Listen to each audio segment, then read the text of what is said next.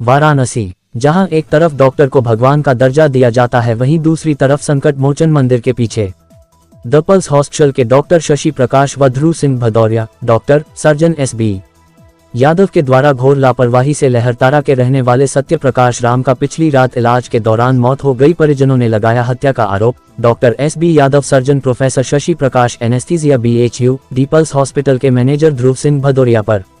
मृतक के भतीजे कार्तिक ने बताया कि मेरे चाचा सत्य प्रकाश राम उम्र 40 साल को पिछले कुछ दिनों से पथरी की समस्या थी। प्रोफेसर शशि प्रकाश के कहने पर कल हम लोग उनको द पल्स हॉस्पिटल संकट मोचन के पास लेकर आए और डॉक्टरों की घोर लापरवाही के कारण मेरे चाचा की मृत्यु हो गई। 15 मिनट के ऑपरेशन के दौरान जब स्थिति बिगड़ गई तो उन्होंने चितईपुर स्थित स्टार अस्पताल रेफर कर दिया और रेफर करने का कोई भी पेपर हम लोगों को नहीं दिया। हम लोग जब वहां पहुंचे उन्होंने जबरदस्ती इलाज किया, जबकि मेरे चाचा की मृत्यु उनके अस्पताल में ही हो गई थी और उसके बाद से अस्पताल के सभी स्टाफ और डॉक्टर हॉस्पिटल पर ताला लगाकर भाग गए हैं। मृतक सत्य प्रकाश राम बसपा के पदाधिकारी थे और वर्तमान में अजगरा विधानसभा से आम आदमी पार्टी से विधायक की भी लड़े थे। परिजनों ने न्याय की गुहार लगाई है और यह भी कहा है हिंदू विश्वविद्यालय के प्रोफेसर शशि प्रकाश जो एनेस्थीसिया के हैं वह किसी प्राइवेट हॉस्पिटल में प्रैक्टिस कैसे कर सकते हैं।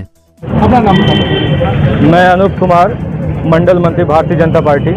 क्या मामला था और क्या हुआ घटना? देखिए, मामला बहुत ही दुखद है। मृतक सत्य प्रकाश जी हमारे बहुत ही अच्छे मित्र थे और उन्हें गाल ब्लैडर में स्टोन की शिकायत थी और उस शिकायत को लेकर के BHU के एनेस्थीसिया विभाग के एक प्रोफेसर हैं, प्रोफेसर शशि प्रकाश जी, उनका एक हॉस्पिटल संकट मोचन के बगल में, मालवीय इंटर कॉलेज के बगल में डी पल्स के नाम से चलता है। शाम को, सुबह शाम वो बैठते भी हैं।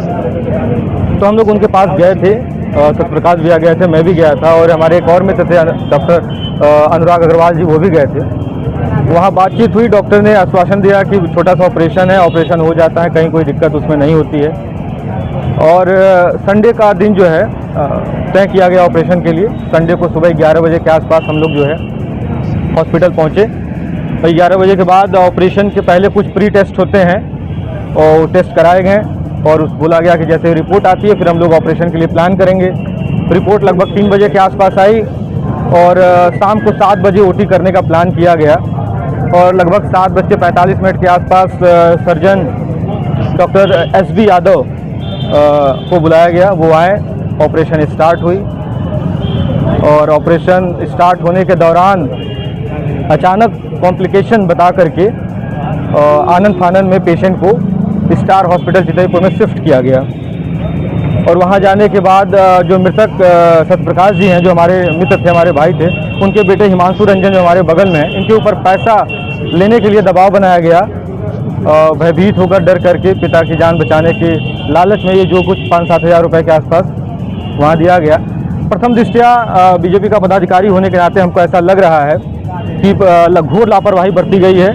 चूँकि BHU में एनेस्थीसिया विभाग में प्रोफेसर रहते हुए आप प्राइवेट प्रैक्टिस नहीं कर सकते, जहाँ तक हमको जानकारी है, प्राइवेट हॉस्पिटल नहीं चला सकते। अभी आप लोग थाने में आए हैं? अभी थाने में आए हैं। यशो साहब बैठे थे, यशो साहब से मेरी बातचीत हुई है। उन्होंने आश्वासन दिया है कि तहरीर मैंने ले लिया है। इस पर CMO को एक पत्र जारी होगा थाना के माध्यम से, एक जाँच कमेटी बनेगी। उस जाँच कमेटी में CMO रहेंगे, पूरे मामले की जाँच करेंगे। अभी जो पोस्टमार्टम रिपोर्ट आता है उसकी भी जांच होगी।